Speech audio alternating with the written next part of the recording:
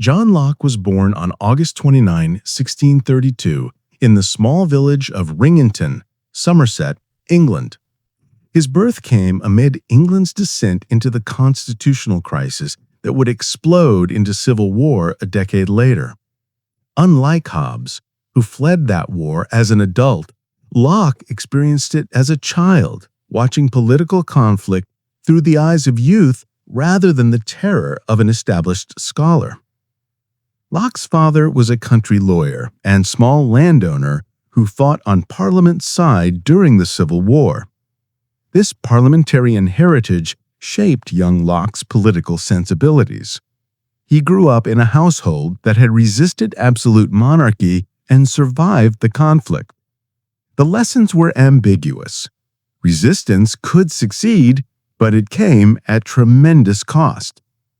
At Westminster School and later Christ Church, Oxford, Locke received a traditional education steeped in Aristotelian scholasticism, the same intellectual tradition Hobbes had rejected as stagnant.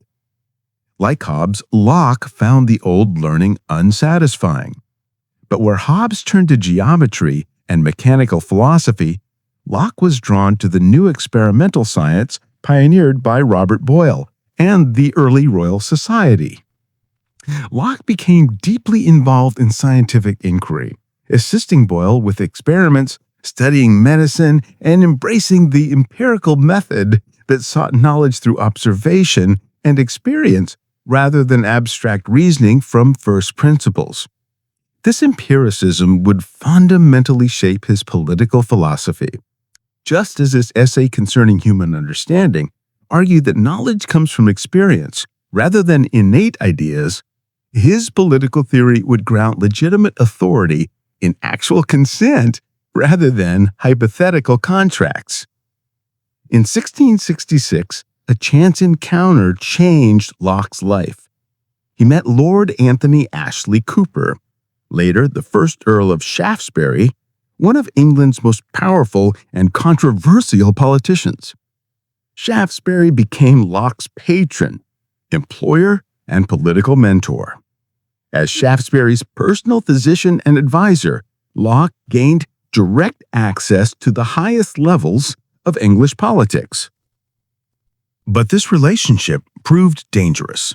Shaftesbury led the Whig faction opposing King Charles II's efforts to strengthen royal power and ensure Catholic succession through his brother, James.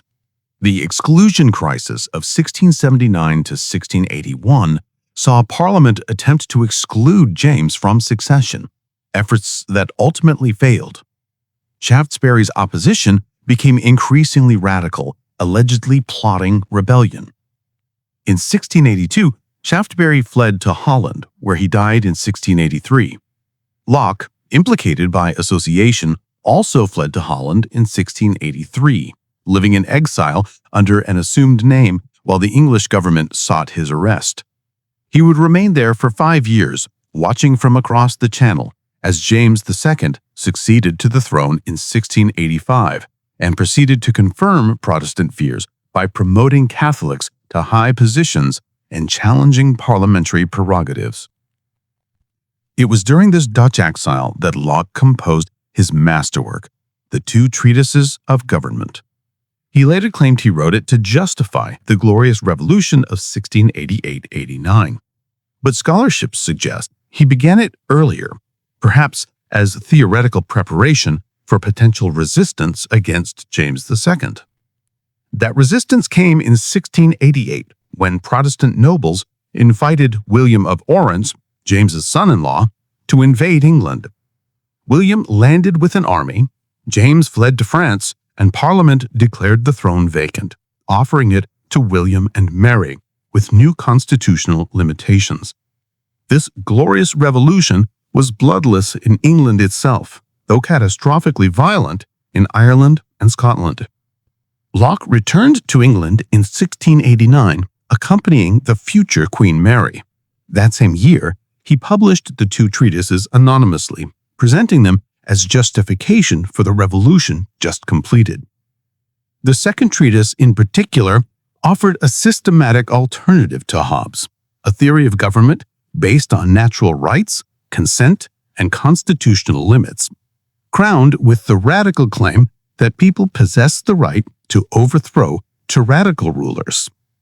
Unlike Hobbes, who wrote from traumatized exile, hoping to prevent future civil wars, Locke wrote from triumphant exile, celebrating a successful revolution.